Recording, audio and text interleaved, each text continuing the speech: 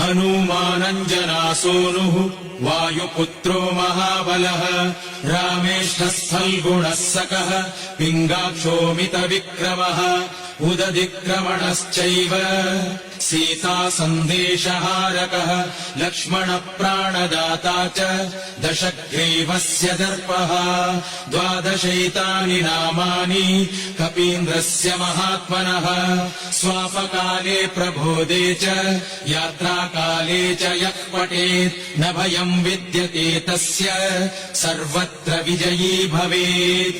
स्वस्ति श्रीहनुमद्12 नामस्तोत्रम् सम्पूर्णम्।